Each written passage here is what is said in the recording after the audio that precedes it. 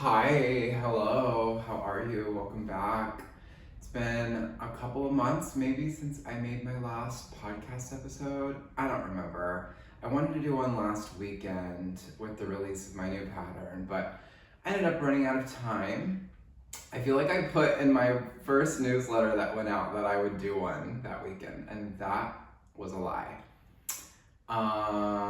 Speaking of my newsletter, I started it a couple months ago, but just finally put out my first one last weekend. I'll probably just put them out as new patterns come out, so whenever that happens. But if you're not on the newsletter, get on it. Enjoy. It's really cute. I don't know. There's like a newsletter builder on the service I'm using, and I don't know how to do all that, but I just made everything bright colors at the very least. Huge apologies that I am breaking with tradition. And there are no flowers for this podcast scene, but I have to bring some ambiance and some romance in some way. So you get live flames, you get a candle. This is a Yankee candle. It is Midnight Jasmine. It's a nice fragrance. Can't go wrong with jasmine fragrance. And I bought this at the mall here in Zagreb a couple months ago. And they have, I don't know if you can see very well, but they have changed the design of the shape of the Yankee candle jar. And it's also a much different looking, more flat profiled lid as well, rather than like the more ornate little bell lid that they came with before. I kind of like the new design. Yeah, I don't know if that's like the standard now everywhere or what, but yeah. And to sip on, this is making me nervous. I feel like the coffee and the fire is both of them could burn me, you know? I'm having coffee though, as I was gonna say. Fresh from the mocha pot, still really hot. Yum yum, my like 3 p.m. coffee. My first caffeine of the day though. I would really like a Monster at this point, something cool and crisp and bubbly. And I thought about leaving my apartment to go get one. I live right across the street from a gas station. One of the few types of places that works 24/7 here. So I'm really lucky, but I'm still too lazy. Even with it being right across the street, I'm too lazy to exit my apartment and go get that. What else is new? I am wearing all denim today. This is a thrifted denim shirt and these denim pants. Let me stand up so you can see them. I know you can't see to the floor here where I have the camera set up, but whatever.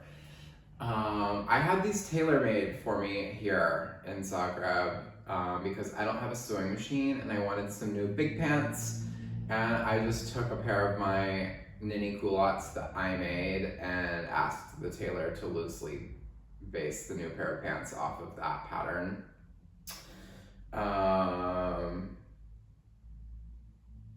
I actually like the ones that I make even more, to be honest, but it's really hard to communicate exactly what I wanted.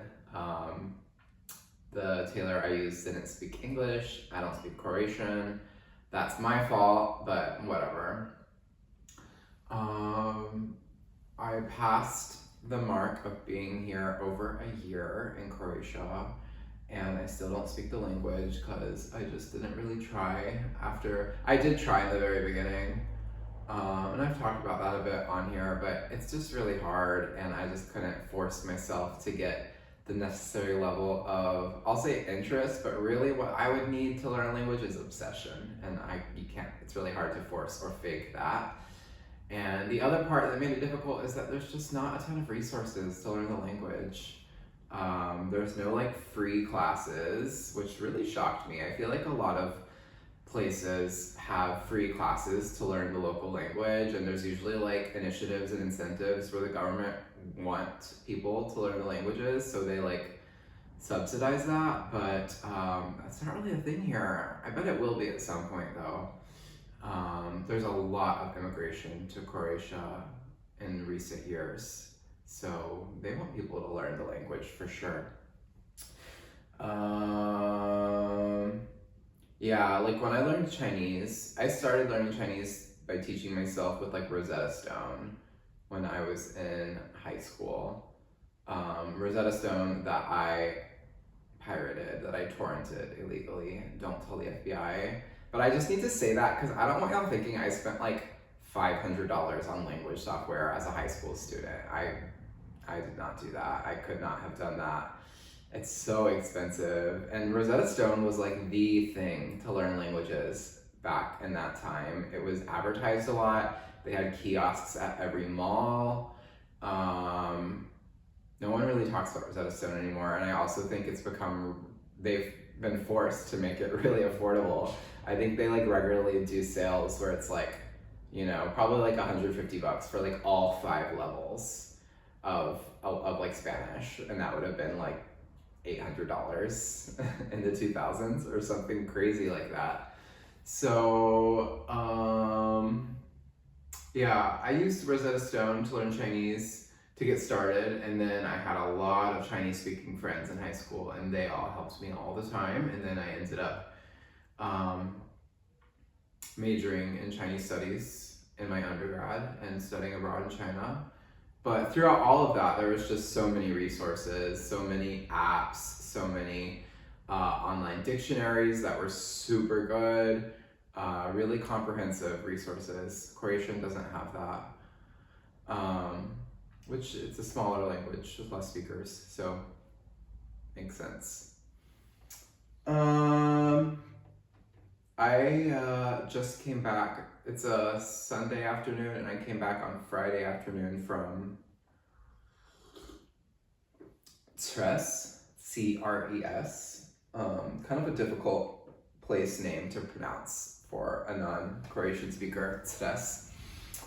My best friend Anna here has an apartment on Tres. It's an island, not too far away. And we like to go there sometimes, spend a little time on the coast, and it's also a vacation rental for the summer season. Tourism is like the main economy here. And the season is about done. It's pretty much wrapping up, but not totally done. So it's a good time to go in like late September, because on like islands like that, a lot of the businesses and restaurants only operate seasonally. So at this time, pretty much everything is still working, but it's just not super crowded anymore. So that was nice. I went by myself, actually, because no one was using the apartment. My friend was just like, please go, use it, enjoy it, make yourself at home. And I took a bus from Zagreb to Stres and stayed on the island for like 5 days. And then on the way back, I actually decided to split the journey because there's a ferry. You can take a ferry directly from the city center of Stres to Rijeka. So I took a ferry to Rijeka and then took the bus from Rijeka, and it ended up being faster and cheaper than taking the direct bus, believe it or not.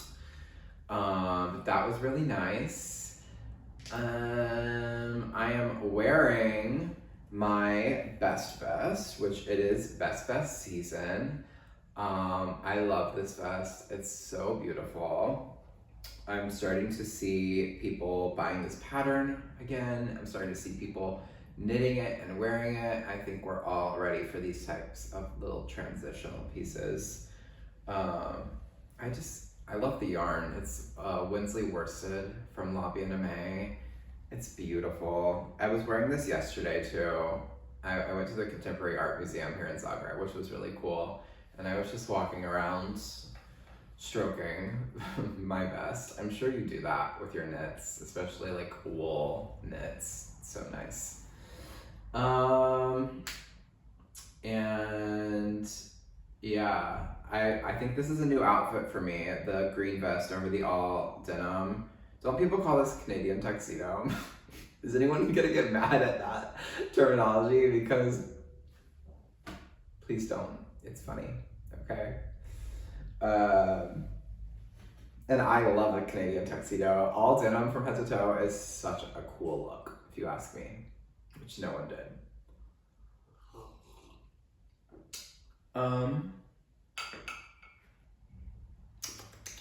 Delicious. So let's get right into some knitting that I've done and some designs that have come out.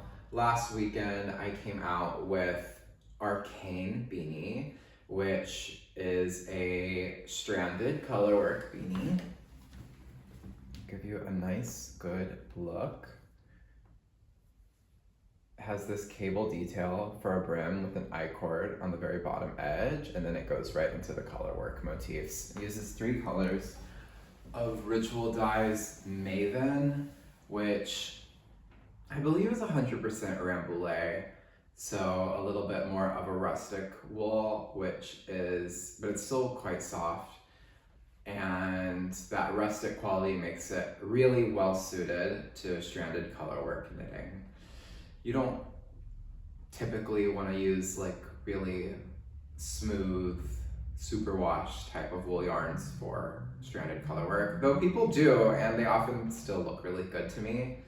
But I think most people would agree that the toothier wools that are woolen spun and maybe not the softest and have like a little bit of wool poking out everywhere, it has that effect of creating this really smooth, cohesive colorwork fabric that works really well for the technique.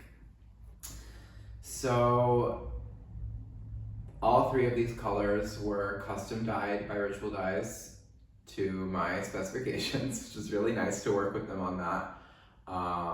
They contacted me over a year ago asking if I would want to be the designer for their fall equinox pattern, autumn equinox 2023, which we just passed last weekend. And I said yes, and it was really nice. It was just open-ended. I could kind of design whatever I wanted to. And when I asked about getting some new colors for this design, they agreed immediately and were like, yes, we are happy to do custom colors for the collab. And like I said, all 3 of these, this like really like light bluey green, they just nailed this color. It's such a like specific shade of green that I think is so beautiful. And a really rich blue and a really rich brown. All of these are only available as part of the kit offering, which I think they still have some in stock if you want to grab the kit. It's not cheap, but you get 3 skeins of yarn, you get the pattern, you get an exclusive project bag, which is really cute. It's like a moon pouch, and it uses like the colors of this hat, and it has a squirrel knitting an arcane beanie in the center, which is just, I love that attention to detail. And it's so cool to see this hat design used in an illustration on a product that is now like solidified somewhere else. I love that. And yeah, okay, I'm gonna just be really honest though. So this came out last weekend and it flopped, okay? I have never had a pattern flop like this. Like, I think this hat probably still has less than 10 sales on Ravelry, which is wild. Oh my gosh. Like, I'll probably get some like pity buys from you guys who are like lovely and wonderful and probably feel sorry for me, and that's not why I'm telling you. Maybe a little bit, like, okay, yeah, go buy it and help me because I'm sad, but like I'm fine. I have a lot of patterns out and I'm happy that people support me in my work and I'm able to live off of design. But that's the thing with this, like, I'm totally self-employed. No one asks me to do any of this. There's never any guarantee of a pattern going viral or being super successful.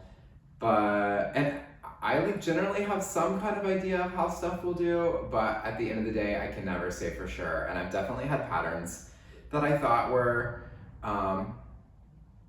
not like bad, but I've definitely designed things that I thought wouldn't have mass appeal that have done really well. And then I've designed things that I thought would be super well received that don't do as well. And this is more like one of those. Like, I stand by this hat. It comes in 5 sizes, like you have a lot of options for the sizing. I think the colorwork motifs are beautiful. I think the colors I chose are really nice. And my favorite part of the hat, and that I feel like design-wise is where I really popped off and did something really unique and interesting, is the way I used this braided cable as a brim. So what you do, it's a little bit involved. Maybe that's why. Maybe people are like, ugh, cabling and colorwork and I-cord, like it's just, maybe it feels like a little bit too technical of a knit. What you do is you do a provisional cast on, yikes, a technique that I personally hate to do, but it's really necessary sometimes, and it's not hard. I just don't like it because casting on is so exciting, so I don't like anything that kind of slows me down in the starting of a project. But you do a provisional cast on, and then you knit like a skinny long belt of cable, of this like 3-part braided cable. And you're also doing an I-cord edging at the same time. So that's nice. The I-cord is done as part of the same piece. It's not an I-cord cast on or an applied I-cord at the end, which would be more involved and would be another step.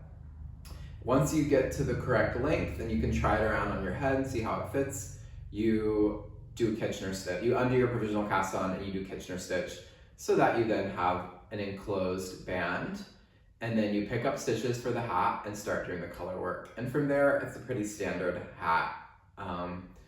Color work and then regular knit 2 together SSK decreases for the crown shaping.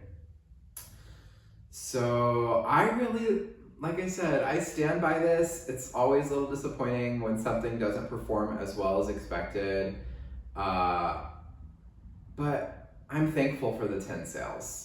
And that's the other nice thing. I don't need every pattern to be, look at my holes. I don't need everything to be a viral sensation.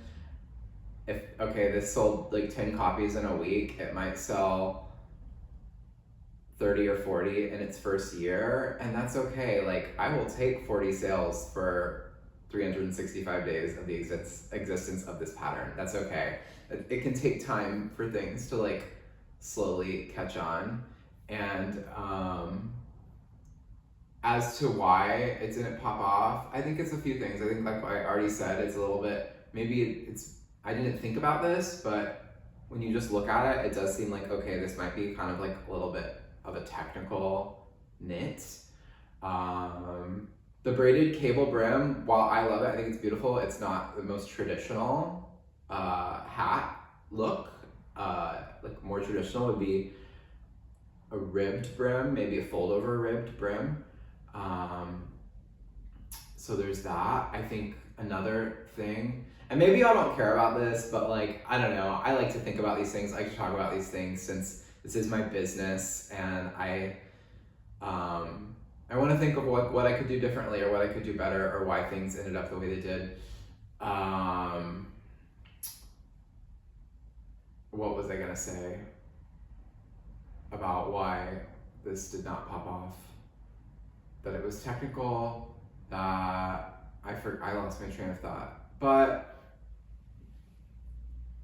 anyway, as I was saying, it'll slowly make sales, and that's okay.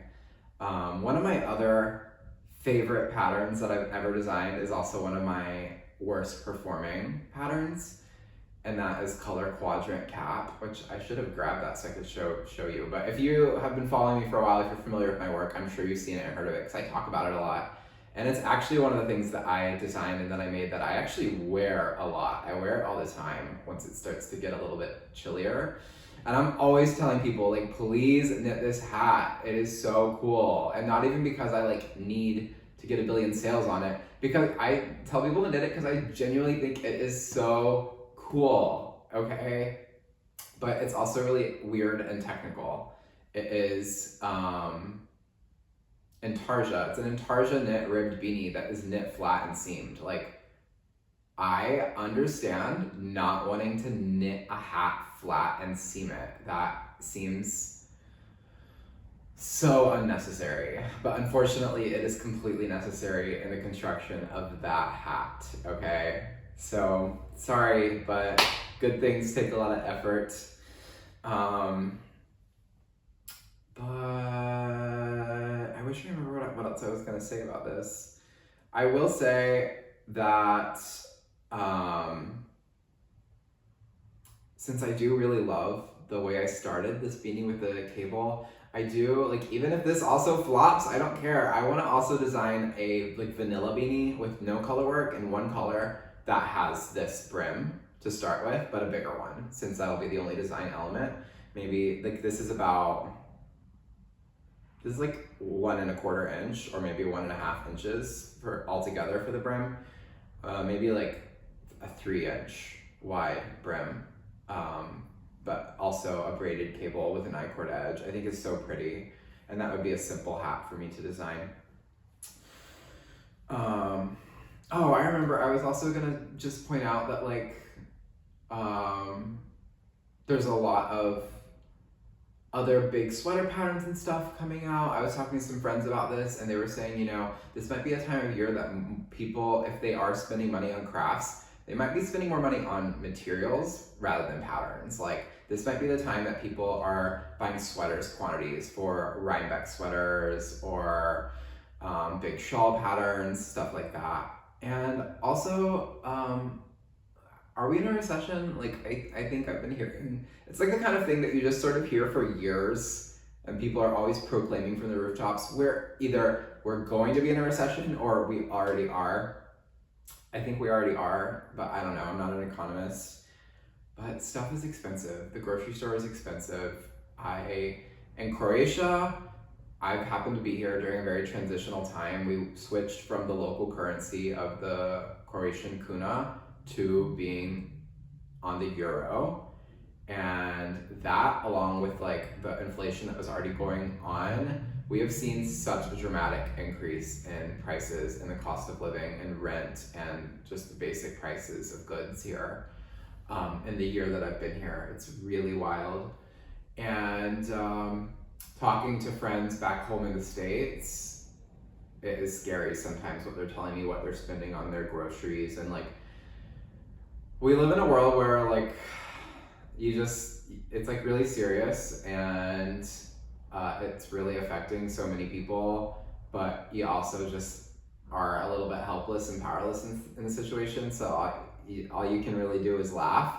So like, I remember months back, there were so many memes about the cost of eggs, and there were like memes that were like, oh, you walk into the party with like a dozen eggs. It's like a huge flex that you can afford a dozen eggs or something, you know, that type of joke. And that's funny, but it's also scary.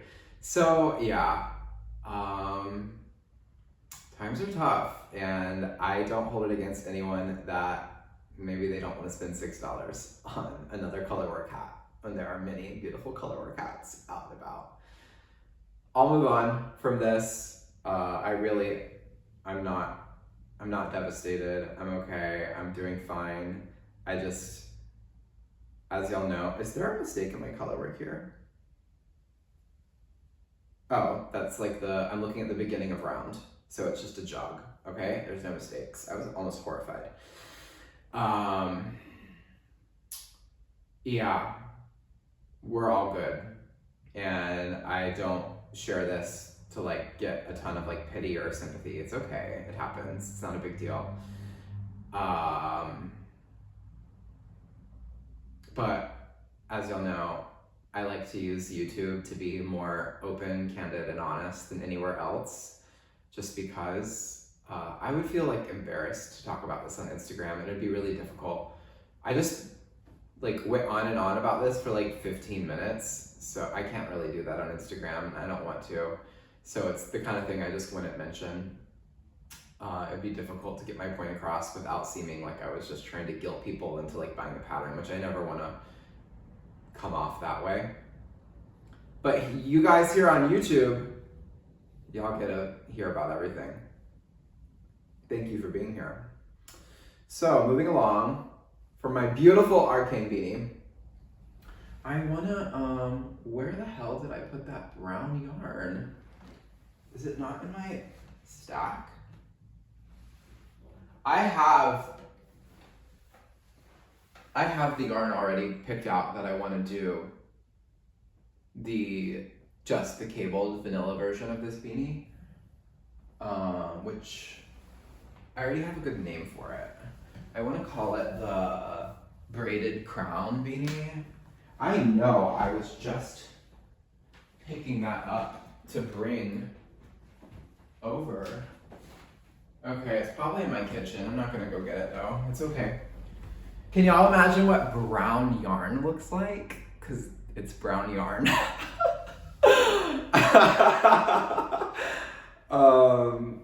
Sorry. I don't know why I think I'm so funny for that, but it's true.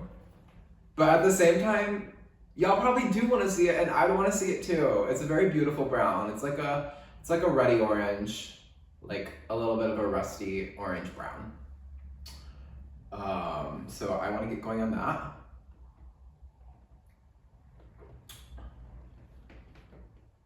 Also, on the subject of business, this is the time of year for me where pattern sales always slow down, because I'm a big spring summer designer and I'm a less of a fall winter designer.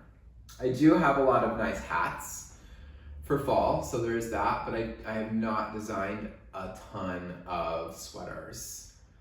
A lot of the sweaters that I have that actually are full sleeve, there's something about them that makes them all more transitional. Earth and Air was my first garment pattern, I believe. And that is knit at this really cool gauge. It's knit with worsted weight yarn and mohair and 2-color brioche on kind of big needles. So it's super light and airy. It's not really, really, really thick and warm.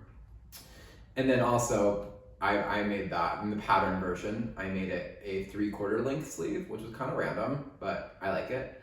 And most people who knit that do, at least when it first came out, most people were knitting that short sleeve, which I had a couple testers do that. And it's so funny the way test knitters have, they can really shape the way your pattern is launched. Because I think because I had a few testers do a short sleeve version that looked so cute, right off the bat, so many knitters saw those versions, bought the pattern, and did it the same. Which, that is one of the reasons when I do tests, I'm always do whatever the hell you want. Modify, it's your sweater, you're the one who's gonna have to wear it. Just tell me when you give me feedback what you changed about it, so I know. That was the other thing I forgot I wanted to say about the Arcane beanie, was that because it was in collaboration for an event or a release, I had to keep it secret. I did not do a big wide Instagram test call, so I had a very small test, and I also had to keep it a secret. Normally I am sharing about patterns and hyping them a bit online. So that pattern didn't have any of that hype before the release, and I think that hype is always helpful. But that's okay. So, what do I want to talk about next? I want to talk about, oh my gosh. Oh, I was talking about how I have less winter patterns. Slubcore, also knit at it's mohair. It's a long sleeve mohair sweater that is knit at a really big gauge. So more of a transitional or a layering piece. And on the subject of Earth and Air though, I'm really scattered today, by the way. I keep losing my train of thought and I'm jumping all over the place when I'm talking about maybe when I finish my coffee, I'll get more focused and streamlined. Probably not. This is why the first few episodes, I took notes before and had a list. I have not been doing that, but it might be time to go back to that. So sorry. But I wanted to say about Earth and Air is I'm seeing it pop up again as it's getting a little bit cooler out, and more people are starting to knit full sleeves, which I'm excited about. I really love that look. A full sleeve Earth and Air is really beautiful. And so this is my most recently completed knit, and it's beautiful. It was a lot of work. It was a labor of love because it ended up so gorgeous. Like, just look at this. I'm not gonna put it on today, but this is probably gonna be my next garment release. I just need to decide when. Pattern is pretty much ready to go. I need to do the last couple of things. I need to calculate yardage and get a test started. But this is, should I tell you what it's gonna be called? I don't see why not. No one go on Ravelry and make a pattern called this because I'll sue you and I'll cry. I'm gonna call this the Pixel Tweed Pullover because as many people who have been seeing this on my podcast, on my Instagram have pointed out and noticed, the red, blue, green in this stitch pattern really looks like the pixels on a TV when you would press your face up to the glass on an old TV. And it uses a slip stitch pattern called L-Stitch Tweed. That's one of the names I've seen for it. There's a couple of other names it goes by. And I used Moondrake yarn, and it has her Soft Decay in 3 colors. It's like electric blue, electric green, and electric pink. I feel like something like that, but like very neon-y, bright poppy colors. It is knit flat. The stitch could be knit in the round, but it would involve a lot of purling if you knit it in the round. So I decided that most knitters would probably prefer to do a little bit of seaming at the end rather than have to do half and half knitting and purling throughout the entire construction of the sweater. Let me know if y'all disagree. Let me know. Maybe you feel like you would rather knit something in the round, even with a ton of purling, than knit flat and not have to do any purling, but have to do seaming at the end, because it is sort of a lot of seaming, because the body and the sleeves are both knit flat. So then you have to seam all the way up the side and down the sleeve, but at least the side and the sleeve, this is all one long seam. So it's only 2 seams. The shoulders are joined together with 3 needle bind off, which is always a nice, easy technique, I think. And I'm not gonna try it on for you today because I did not want to wear it for the whole podcast. It'd be a bit warm, and I'll probably wear it once in a few months when we're closer to the release. And yeah, I'll just leave you something to look forward to for that, to see it on. But it is really cute on. I'm trying to decide. I originally wanted this to come out in October, and that's just not gonna happen. This is a lot of work. I think the test needs to be, a typical garment test for me is 8 weeks. I think this needs to be at least 9 weeks, if not even longer. It took me, why?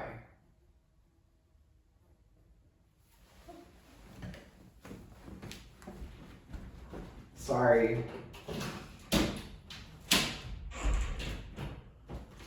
Oh my god, gigantic, disgusting fly. I feel like it flew right past the camera, so y'all saw and heard that fly, right? It was huge, and it's so disgusting. Thank God it immediately flew out of the room, so I shut the door. This has happened before on this podcast. Oof, and now it's so stuffy in here. I would normally there's a balcony here, and I normally just have the doors open as long as it's not super hot or super cold. But now I have no airflow in here, but whatever. So anyway, I wanted this to come out in October, and I just got distracted. I had a lot going on, and it also was a lot of work to knit this and write the pattern. So if I started a test right now and I made it 9 weeks, the earliest I could get this out would be like the end of November. And I don't know, I'm always a bit hesitant to put out a like big garment pattern in November, December. I feel like everyone is more focused on gift knitting, smaller accessories. People, again, are spending money on gifts for holidays and yarn. So I like to kind of wait for the new year. I feel like in the new year, everyone's more in a space where they're excited about a big new pattern and big new release. The only thing is that's a bit late in the season for a winter sweater. It really would have been perfect for this to just come out in like September or October or even early November. And those are the girl boss things that I have to reckon with and think about and make hard decisions about, because like if the pattern's done, the pattern's ready, I'd love to get it out there. People can start knitting it, I can start making money off of it, but I also have to be strategic with these things. If a bunch of people see this video and are begging me to put it out in December, then I'll consider it, but I think we can all wait till January. And that is great too, because I can go ahead and start the test, no reason not to, and give testers like a really long time, like 12 weeks or something, 13 weeks, wow, however much time we need. But in the meantime, I have already started working on, I decided that like I really love this stitch so much, and I love it with these yarns especially. So I want to do like a little collection of pixel tweed items, and I went ahead and started working on a hat pattern. As soon as I finished this sweater, I cast on for a hat, all while I was on the island this past week. Ugh. I do hate working on something that is attached to like 3 balls of yarn, so annoying. But don't let that make you not knit it, please. So this is going to be a beanie, nice wide band of ribbing. I did a tubular cast on for the first time in years, and I thought for sure I would have to Google how to do that. And my hands just had the muscle memory for it.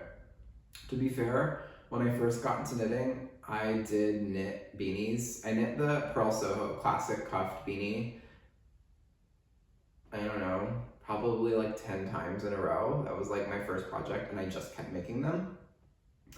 And I didn't realize that a tubular cast on was like a little bit more of a fiddly, difficult technique as a beginner. I just saw that that was recommended, and I was like, okay, I'll do it. And it was definitely hard at first. I remember having to try several times to get it. Ooh, this needle could possibly, the needle tip is, yeah, it's gonna come off. Maybe I can like super glue this. But yeah, that technique actually stuck in my muscle memory, so that was really nice. And it's funny because other techniques, like a tubular bind off, I gotta look that up. I've only ever done that like 2 times. So that's fair. But then a Kitchener stitch, which I have done many times, I always have to look it up. And once I see it, I'm like, yeah, that's how that goes. It's familiar to me. I don't have to like read the instructions as I do it. I just need to glance at them to get started, and then I'm good. And yeah, I guess if I were like a big sock knitter and I was doing Kitchener on a weekly basis, I would probably have it memorized. Because even though I've done it many, many times, I am not doing it so regularly. Like there's always a lot of space between times that I have to use Kitchener. So I'm just not that well practiced with it.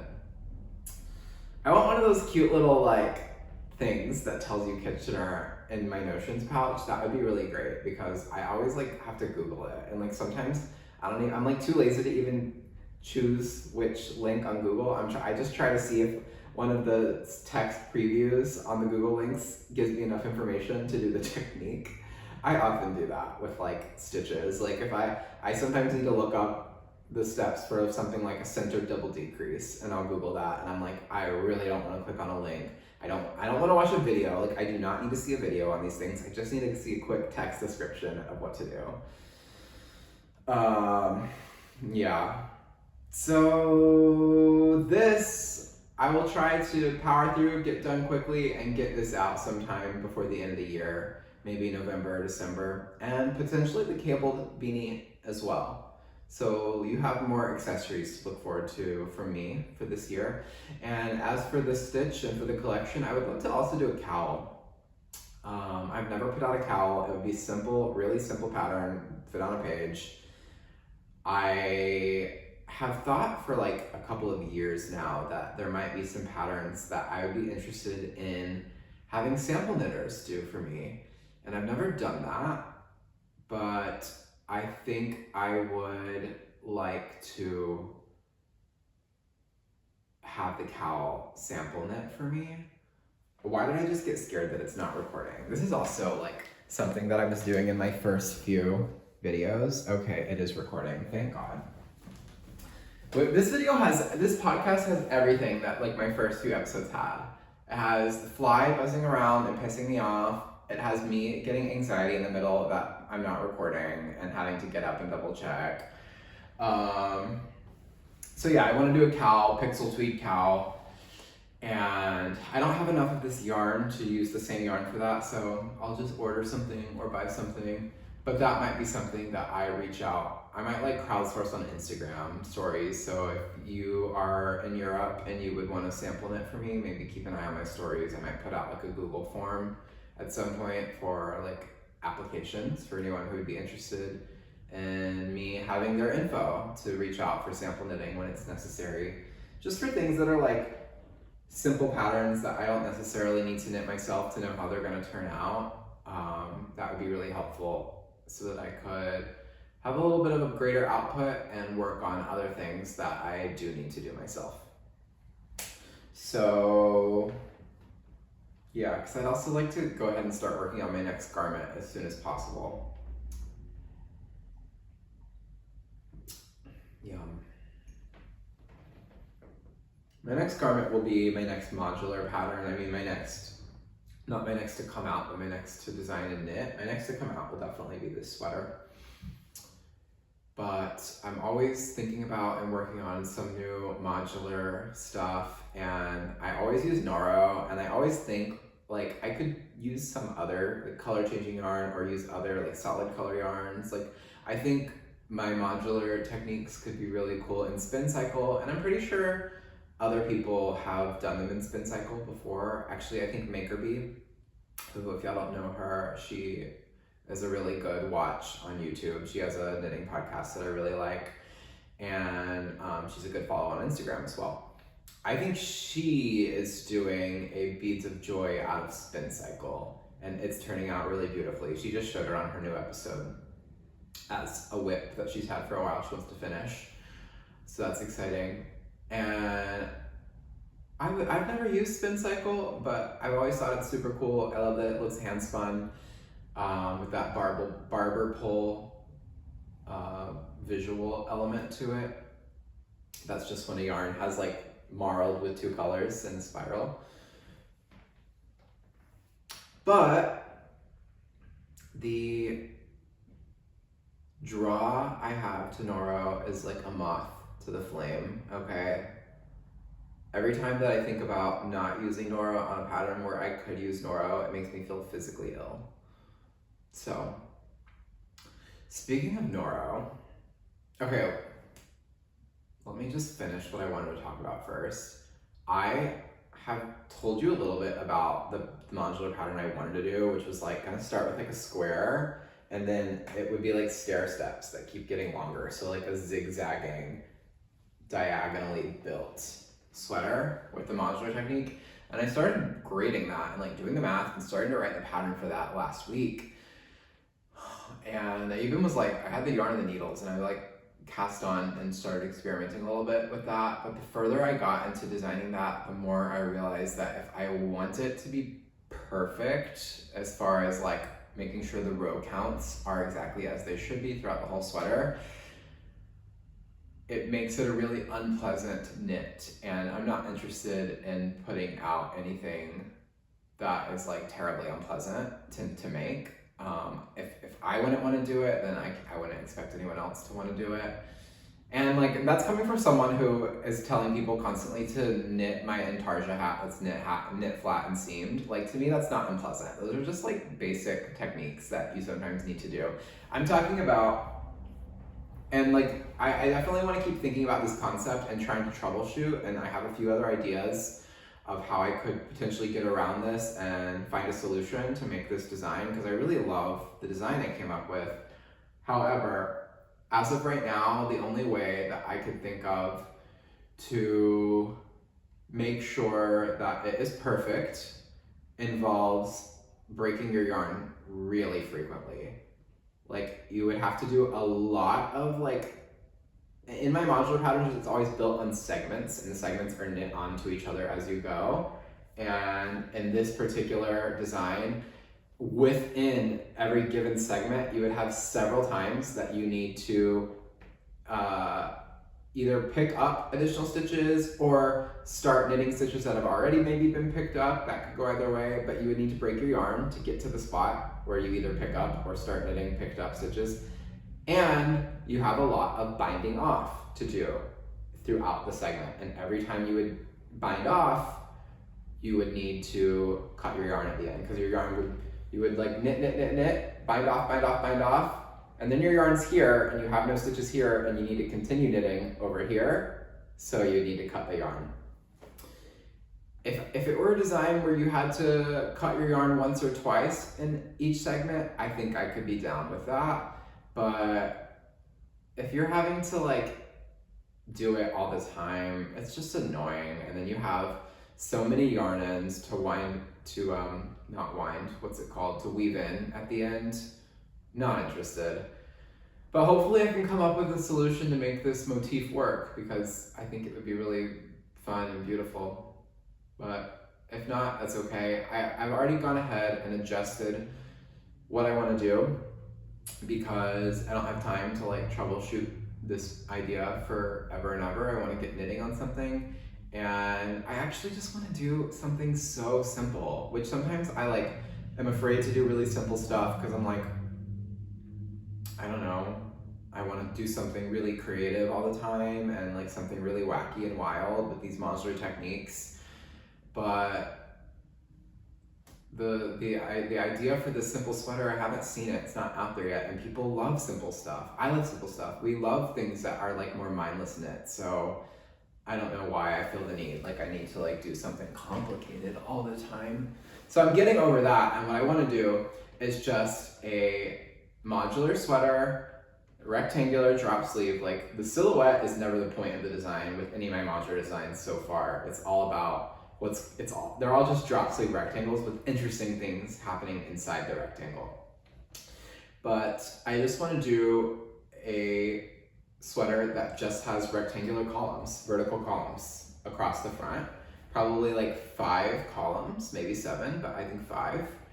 And you could use any yarn, whatever, obviously, but you could use Noro and have like beautiful color changing columns. But you could also then take this pattern and make it into a modular checkerboard sweater, which when I end up designing and knitting this, I would really love to have a sample of each kind, of each variety. I would love to have a sample that's as simple as possible with no color changes. The yarn would color change, but I would not be changing yarns in the middle of a given column. So without the checkerboard, just the columns. And then I would like to have another sample that has a checkerboard. So this might be another opportunity for me to get a sample knitter involved so that I don't have to knit the same sweater twice. The other thing is I could always like make the front one way and the back the other way, but all of my modular garment designs are identical front and back, so that you have the option of which you want to wear in the front, because sometimes with Noro yarns you just end up getting the colors you like more in some skeins, and some skeins may have a knot or it skips colors that you really love. So I like having that option. However, I am wanting to try out just to see how I like on my next modular design having a proper front and back, just because the fit is a little bit more flattering, I think, when you have a front and a back. So it's a trade-off, but I think with this one, I'm gonna try for proper front and a back. So then I probably can't do checkerboard on the front and plain columns on the back, right? Whatever. I also wouldn't want a sweater that has a different front and back. In this case, I would prefer it to be cohesive. So I guess I just have to have 2 sweaters. So you have that to look forward to. The other thing I wanted to mention that I almost got sidetracked on is Noro. I have always paid for out of my own pocket, and I'm happy to do that. I don't care. I don't need to be sent free stuff. But I often do work with yarn brands and ask them if they would be interested in providing me yarn in exchange for me using their yarn as the featured yarn of a pattern, right? It's a trade-off. And generally everyone I've ever asked if they want to do that, they're interested in doing that. And they like to collaborate with designers in that way, which is really nice. I've never reached out to Noro because the main Noro company is in Japan. And they are more following the traditional model of yarn manufacturing and distribution, where you can't go to Noro.com and buy Noro. Maybe in Japan you can, but even there I don't think that's how it works. They distribute, and their yarn ends up in physical and online yarn shops, and you get from yarn shops. So because of that model being a little bit of a more traditional, bigger company and less individual familiar faces taking part in the community, I've never reached out to anyone from Noro to ask to collaborate. But their distributor at least for North America, but I think for Europe too actually, is Knitting Fever International. And I actually got a message from them the other day asking if I'd ever want to collab in any way with any of their yarns. And I was like, I don't know how familiar you are with my work, but I use Noro all the time, and I plan on continuing to use Noro. So the simplest way for us to collaborate would be, if you want to support that, you can send me Noro, and I'd be really grateful and happy to use it. And they were super nice about it. They were like, oh, absolutely. What do you need? Just tell us and we'll send it to you. And I told them, okay, well, I already have the Noro that I need for my next design. I'm good for now.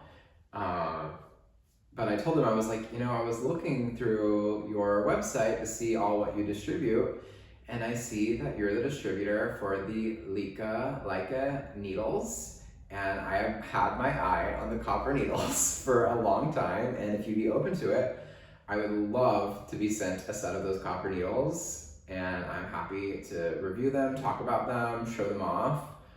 And they agreed immediately. And my mom is coming to visit me in a couple of days. And I told them, I was like, I don't want you to have to deal with international shipping, so please just send them to my mom and she'll bring them to me. So that's what they did. And my mom will bring those to me when she gets here on Tuesday. And I just want to share that with y'all because I talked about that on an earlier podcast episode, that I really wanted to try out those needles, but they're kind of expensive and I didn't feel like spending the money on them. And it's funny because I was joking in the podcast, but if the distributors of those needles see this and want to collab and send me an influencer care package with the copper needles, feel free. And I was not really being serious, but it's funny that it ended up happening. So good things do happen to bad people. No, I'm just kidding. But I will have those needles and I will show them off. I got a lot of feedback from podcast viewers who have tried the needles, and it's not all positive. A lot of people said that they feel a bit too heavy in the hand, or that for metal needles, they are not slick. Once they get that patina, I guess, they really start to have sort of a friction to them. So we'll see. Maybe I won't actually love using them, but they're so pretty that I'll probably force myself to use them no matter what. And also, I'm gonna be going for a few days to Rovine, so I'll be by the sea. What do y'all think of me taking at least one pair of the needles and dipping them into ocean water to see how quickly they develop a patina. For those of y'all who are watching the new Real Housewives of New York City, Jenna Lyons, who is a cast member of the new cast, she did a video. I don't know if she talked about this on the show or if it was on a YouTube video for like an interview she did that I watched, but I think she has like some like beautiful copper pieces in her home, and she was saying that she like goes to the Hamptons and like takes seawater and like sprays her copper stuff with the seawater, and that like it gives it that gorgeous like blue-green copper patina instantly. So maybe it's a horrible idea, maybe my needles like degrade immediately, but I think I want to try that on at least one pair of needles. So I'm excited to get my copper needles for free. Did I finish my coffee? Oh no, I didn't. It's gonna be cold by now, but let me have the dregs of it.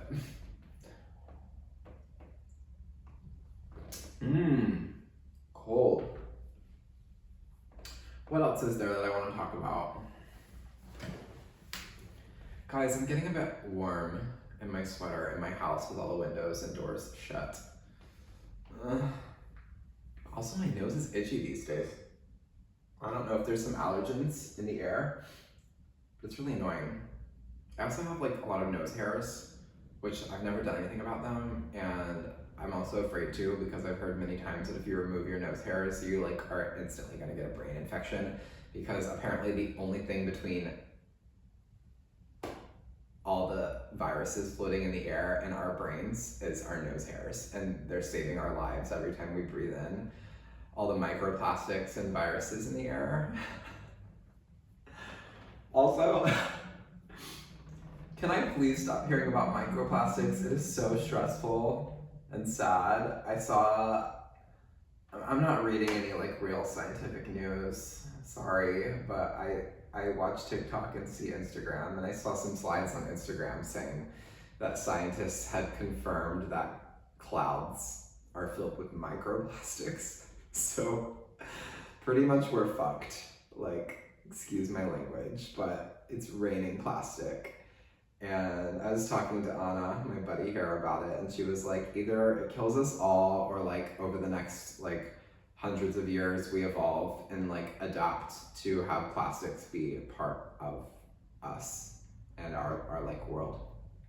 Oh my god, why did my nose, as soon as I talked about it, my nose got 8,000 times more itchy. Ugh. Allergens and nose hairs and flies buzzing around and cold coffee. I'm getting like overstimulated in a horrible way. Okay? These nails have lasted a really long time. I'll redo them for when my mom comes. I also will get a haircut and get my brows done tomorrow. Always excited for both of those things. Well, actually not. Getting my brows done hurts like a bitch. It's so bad. And I'm a wimp about it. And then getting my haircut is like sad and stressful because I'm going so bald. I'm so bald on the front and the top. What am I supposed to do about it? I've talked about it on the podcast before, and I'll continue to talk about it because it's traumatic and it's part of my identity.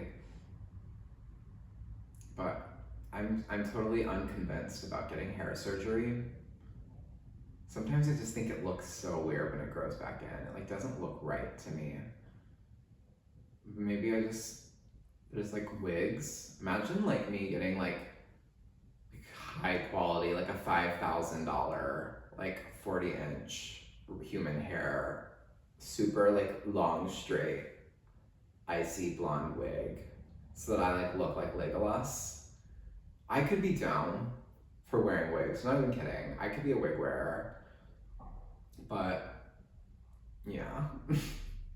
When I first started to notice hair loss, like a few years back, I posted about it on my Instagram story that was like, hey guys, just like letting you all know that I've accepted the fact that I'm losing my hair and that there's only two possible options for me to cope. Either I start wearing wigs or I buy a motorcycle.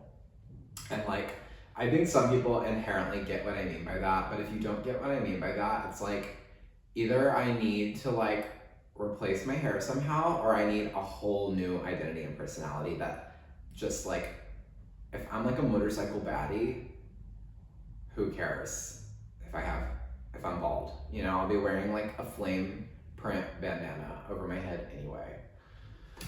But I really could see myself like loving having a motorcycle and like motorcycle culture. It seems fun. In general, I love people. I love humans. I love our hobbies. I love to see people who like take an interest in things and love things. Like, I really love fandoms for like celebrities and idols, even when I'm not a part of them. I love to like, as a bystander, like see their communities and their jokes. Like, for years, I have always paid so much attention to the Lana Del Rey community because they just seem like, I just love how much they love her, and it makes me want to love her.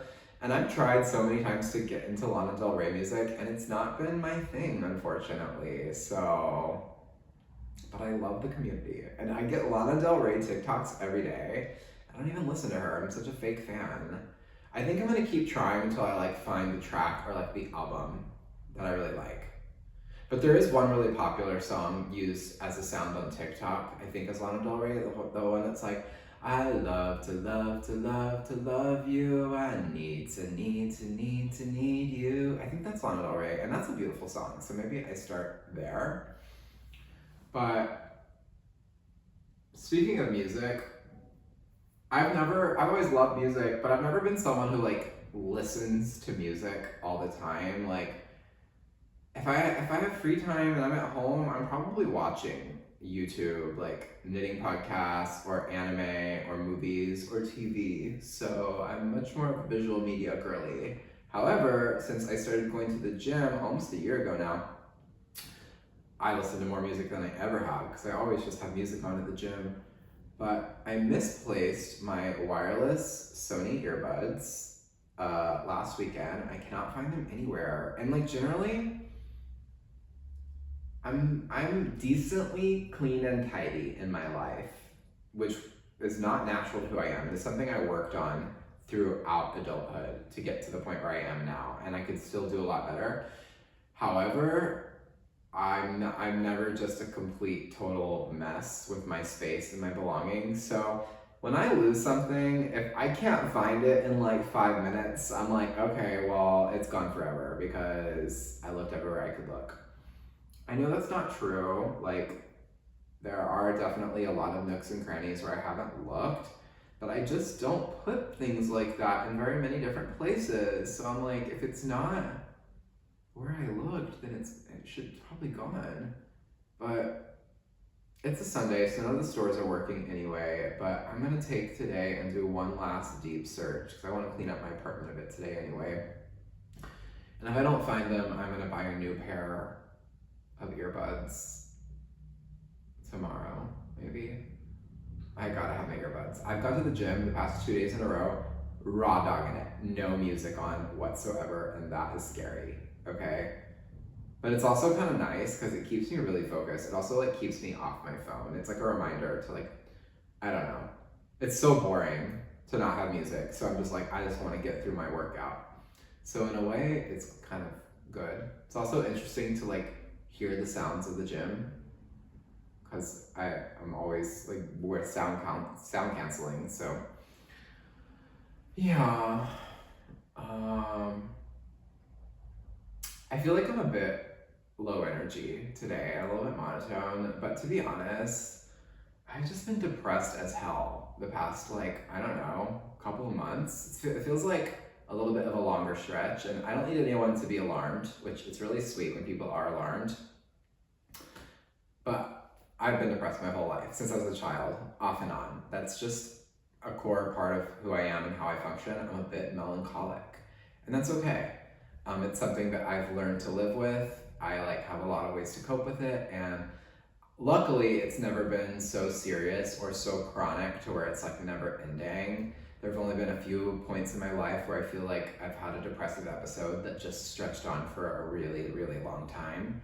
What's more typical for me is like, I'm a bit like, a little bit more like manic depressive to where I bounce around like I might have a week where I'm really low energy and don't have a lot of motivation, and then I suddenly feel a lot better, more with it, more happy, more excited, have more energy. And it's day by day for me, it's week by week. I never really know what to expect. But I'm always checking in with myself, I'm always aware of it, I can clock when I'm feeling depressed, and so I'm aware of it, and then I'm always trying to do whatever I can muster up the energy to do to help myself. So, going to the gym, for example, is something I've been pretty consistent with, even when I'm not feeling anything. I'm like, well, might as well go to the gym, and that's always helpful, and I always feel better after. I always think I should go to the gym before I record my podcasts, but then I also know it's like the later in the day, because I will sleep in a lot if I'm feeling depressed. So today I probably got up at like noon, which that's the other thing. That is natural to who I am. I've always been a night owl, and it has always been natural for me to sleep until 1 or 2 p.m. And like part of me wishes, especially since I have the luxury as a self-employed person, I could model my life around however I want to sleep and whenever I want to be awake and when I want to work. But unfortunately, I have never been able to shake the pressure I put on myself to really want to conform to a regular sleep schedule and to like be awake and be working when the rest of the world is awake and working. I have not been able to like just accept that. So I'm constantly fighting nature, and I want to be a morning person so badly. And I'm someone who I feel like has always been focused on like my evolution and becoming self-actualized and my own betterment throughout my life. And I feel like it's been a very slow but steady process of like learning who I am and becoming myself. And I am 30, and I still have hope, even if it comes at age 60, that I will transform into a morning person. And I will say it is a slow process, because like I would say throughout childhood, teen years, and like early adulthood, I mean, a lot of that time I was going to school and I was forced to wake up early. But any day that I was not forced to wake up early, it would be like 100% of those days I was sleeping in as late as possible. And the further into adulthood I get, the more the balance is starting to tip, okay? There are a lot of days that I wake up before 10 a.m., which for me is early as hell and is a win. Of course, I'm not a perfectionist, but I am, at all. Not a perfectionist really about anything.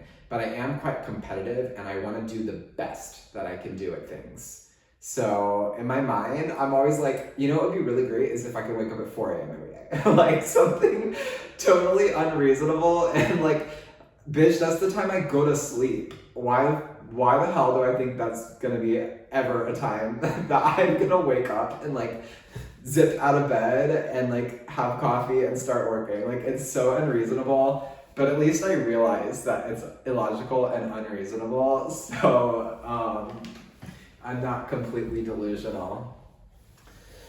But yeah, the balance as I age and go through life is slowly tipping to where sometimes I have a whole week that I get up at like 9 a.m. and I always am like, oh my gosh, this is amazing, but I know at some point I'm gonna go back to my normal self of staying up late at night and sleeping in the morning, and that's okay. But it is a little bit of an indicator of how I'm feeling mentally, and in general, as I was saying, the past month or two, I've been feeling like a lot more emotional, a lot more depressed, a lot more simultaneously feeling all my emotions and also feeling dead inside. There are definitely like, I'll have a really good day where I'm like, oh, like it got cold outside, I'm happy and my depression is cured, and sometimes that's true and I'm like out of it, and sometimes I'm right back into it the next day. But yeah, again, I don't know why I'm like sharing all of this, but I really do feel quite open and honest when it comes to this format. I don't have 1 million subscribers or 1 million viewers, so I'm not super self-conscious of like this going out to an extremely wide audience. I know the people who actually watch these videos and watch them through to the end, are real ones, okay? And again, I would not want to talk about this on Instagram. I don't want to get a million DMs, a million well-meaning DMs, like giving me advice or even just being nice and like wishing me nice things. Like, I don't know, I just don't want to deal with it. Because that's the other thing. Because I don't ever talk about it, it might be like alarming for some people, especially people who have never experienced depression and like think that in every case it's like something really serious. But it doesn't feel very serious to me because it's something that I realize is something I've always dealt with, and it's something a lot of people always deal with. So it's just something natural to me. It's something that I expect is gonna come and go, and I'm okay with that. Yeah, don't worry about it. So yeah, hopefully that is gonna pass soon. My mom is coming to visit me, and that's gonna be really sweet. She's gonna be here for like 2 weeks. We're going mostly to places I've been before, which is nice because I like know my way around. But we're gonna go hike at Plitvice, spend a few days in Rovinj, Ljubljana, Slovenia, Austria for like 5 days, Vienna, and then we'll end the trip by going to Prague, which is the only place I have not been for this trip. And we'll spend like 4 days in Prague. If you have any Prague recommendations, I would love to hear them. A trip is always a nice way to get myself to start waking up early every day. And then at the end of a trip, I'm always like, wow, I woke up early every day for like 2 weeks. I'm already reset to do that. I just gotta keep doing that. And sometimes I do, sometimes I don't. So we'll see. But that'll be exciting. But at the same time, like, I love to travel, but also I love to not travel.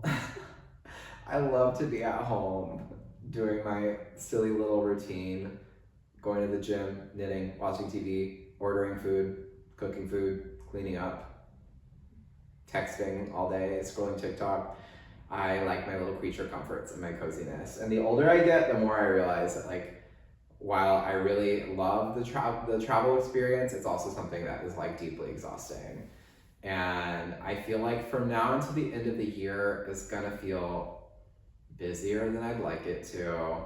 And it's gonna be difficult to like fit in all the girl bossing that I want to do and need to do with all my engagements, because I have this travel, and then once I get back, I have to focus on my lesson planning for the classes I'm going to be teaching, which, plugging those again, if you want to come take classes with me, I'm teaching workshops in Barcelona and in Munich. Barcelona in November, and then Munich in the first weekend of December. And same workshops, intro to modular join as you go knitting, which I'm so excited about, and then an intro to lace knitting, a beginner lace knitting class, which will also be fun. And then in Munich, I am doing a 1-hour lecture on all about yarn, which is something I could talk about for probably 4 hours. So it's gonna be difficult to sit down and plan what I wanna touch on in only 1 hour, but I wanna try to get through the basics of types of fiber, both animal, like natural and synthetic, or like plant, cellulose and synthetic. And then, yarn construction, the way it's like spun and drafted, and like the environmental impacts of all of that, what goes well with what kind of techniques and patterns, how to choose yarns, everything there is to know about yarns and fibers and breeds, but whatever I can fit into an hour. But that'll be fun. I'm excited for the lecture. What else? So yeah, between now and the end of the year, I think it's gonna feel like a bit of a whirlwind. I'm also moving. I'm moving in between my mom's trip and Barcelona. My lease at this apartment ends at the end of October. And then I'm actually moving in with my friend, who has generously offered me space in her family home where she lives with her brother. I hope her brother's cool with it. I don't think she really even asked him. But he'll have to be cool with it, I guess.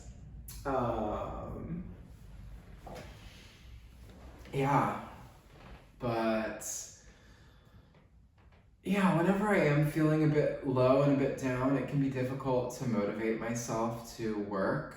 And it's wild to me, as someone who is as like prone to depression as I am, that I have ended up finding some success in a job where I have to be self-motivated. Like, I don't like answering to authority, and I don't like being forced to do stuff, but I actually think it benefits me to be held to a schedule and a standard. And sometimes I really wish I had the threat of being fired to get me up in the morning and get me started, but I don't. So I gotta do it all myself, and that to me is a wonder of the world, that I actually managed to sit down in front of an Excel sheet and a Word document and do math and writing. Because I love the knitting part. I love all of it. I love the creativity. I love getting to see people make my patterns. Like, it's all enjoyable to me, and I feel very grateful for what I get to do. But at the same time, I'm like, wow, I can't believe I actually get myself to sit down and be focused in front of the computer for long enough to do a pattern. But yeah, when I'm feeling depressed, then that's hard to do. I do manage, but like, I am starting, especially now that this sweater, which this sweater was like, it just felt like so much work, and that also like slowed me down a bit on it. But with the sweater out of the way, for the most part, I am feeling renewed excitement for new projects and new work. And knitting is so slow that I will always be coming up with inspiration and ideas much faster than I can execute anything. So that makes me excited to like choose what I want to get into next. And what's something I would love to do in the future, if I'm ever so super successful that like residual sales of my patterns can just carry me afloat without having to like do new stuff. I would love to have a sabbatical. I would love maybe a few years in the future to just commit myself to not publishing any patterns for like a year, but use that year to do a ton of research and swatching and try to come up with original techniques and stitches and just experiment with all the ideas I want to experiment with, because I don't always have time to do all of that with knitting being as slow as it is. So that's a dream for the future.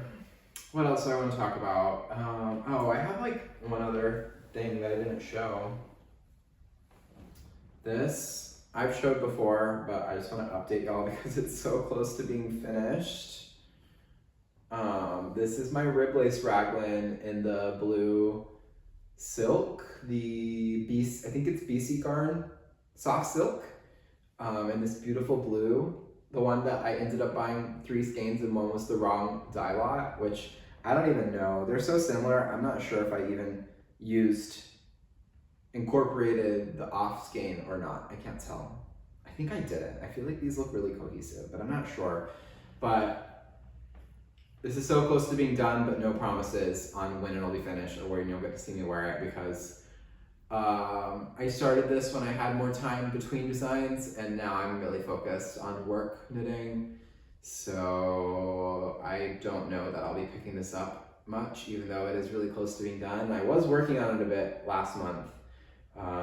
I'm going for a little bit more of a full-length body, and I think I'm about ready to be done with the body. And then it's pretty short sleeves, and then an I-cord collar. But the hem and the sleeves will just be regular bind-offs, and only the collar will have minimal edging. But hopefully one day you'll get to see me in my blue silk rib lace raglan. It would be nice to finish it and be able to have something new to wear, and also promote an old pattern with some beautiful new photography of me wearing it. That's all I want to chat about for knitting, I believe. What else? I am not really watching anime at the moment. I got really into anime for a couple of months there. I was talking about that. I am, however, watching Real Housewives of Atlanta for the very first time. I started with season 1, and I was instantly hooked. Because I finally finished Real Housewives of New York City, like all the previous seasons. There is a brand new season that's ongoing, which I'm also watching. So I'm watching the ongoing season of New York City, which is exciting because it's an all-new cast. They completely started fresh on New York City. And then I'm also watching the ongoing, currently airing season of Salt Lake City, which Salt Lake City was the show that got me into Real Housewives. And I love Salt Lake City. it probably makes me laugh more than any Real Housewives franchise. And then now I'm already in season 4 of Real Housewives of Atlanta. It is so bingeable and so nice to just have on all the time. Nene Leakes makes me laugh so hard. They all make me laugh. I love Phaedra. I finally got to the point where we have Phaedra on. I love Sheree. I love them all. God bless reality TV stars. And beyond reality TV, finally, there has been a season 2 of Wheel of Time on Amazon Prime, on Prime TV, which, like, I don't know how to express to you guys. I don't know what to say to get you guys to watch it. If you like fantasy, if you like Game of Thrones, please give Wheel of Time a shot. It is so freaking good. I'm so entertained by it. I binged season 1 when it was relatively new, and I was so ravenous for more fantasy that I watched for the first time Game of Thrones from start to finish in a month. And then I've been waiting ever since for Wheel of Time season 2, which I think it was about 2 years between seasons. And the seasons are only 8 episodes, but the episodes are all long. They're all about an hour, even hour and 10 minutes or longer. And I just watched episode 7 last night. I got Anna into the show, and she binged it and caught up to me, and we watched episode 7 together last night. And it was so fun to watch it with a friend. But I really need y'all to all get on it, because not only because you'll enjoy it and because you'll love it, but because people don't talk about it enough, and it makes me worry that people aren't watching it, and if the show gets canceled, then it'll put me into a permanent depression. So you wouldn't want that to happen, right? So you need to support Wheel of Time. Only one more episode left. I'm sure it'll be at least an hour and a half. I love when those episodes feel like watching an entire movie. And then it'll probably be another year or 2 years before a new episode. By the way, did the writers' strike end? I hope so, because we need TV, okay? Pay the writers what they're owed, because we need TV.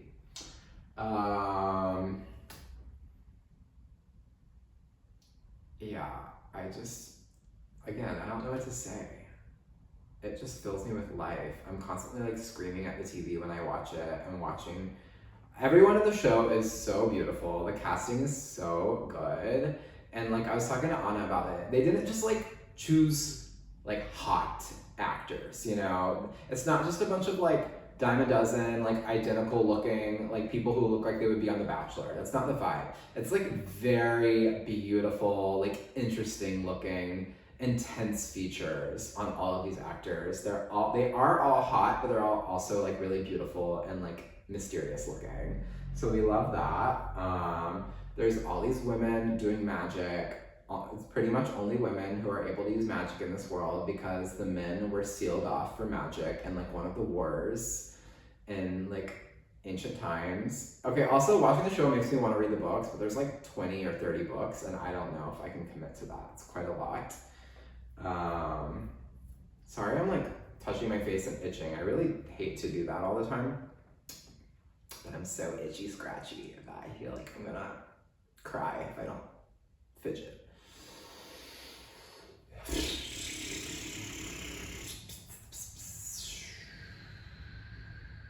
Anything else? Any questions? Were you bored? Did I bore you? Was this too long? Did you miss me? Do you hope I keep making episodes? Do you like my outfit? Do you like me? Do you think I'm pretty? You know what I might do? This is really scary, because I've been recording these in 4K, so they're high def for you guys. And also, side note, I've noticed myself saying "you guys" a lot in this video. I don't think I normally say that, but I don't know why that's what I'm saying today. I'm not concerned, I don't care about the gendered language of guys. Maybe you do, but it doesn't bother me. That's not why I'm thinking about it. I'm just thinking about it because it doesn't seem like what I would normally say. But what should I say? Should I call everyone ladies? I love to say ladies. It makes me laugh. On my vacation that I had with Jessie May and Park when they came to visit me, that was the phrase of the trip. was I kept calling them ladies, which at first they hated, but then they quickly started saying it themselves and got so obsessed with it. And the funny thing was that like we noticed that like after I started saying that, every restaurant and cafe we visited every day, the server would refer to our whole table, including me, as ladies, like good evening ladies. And I would always like give them a look and they would be like, and gentlemen. Which like non-binary realness, I don't really care, he, they, she over here. Like I do not care about gender. I don't even think about it. It doesn't matter to me. Nothing could offend me or other me or bother me with like gendered language. Just, I couldn't care less. But it is really funny to like give someone a look and see them squirm a little bit. And to be honest, my style has evolved a lot in the past year to be much more masculine than it's been in years. And I don't think that's a bad thing or a good thing. It's just something different for me. And it's fun. I like to ebb and flow with my expression. Try new things. I'm stretching this out needlessly. I've run out of things to say. So bye. Miss you. Love you. Take it easy. Thanks for watching. Subscribe. Make your friends subscribe. Get on my newsletter. Get on my Instagram. Pity by my pattern so that I can have 11 sales instead of 10. And happy knitting. Bye.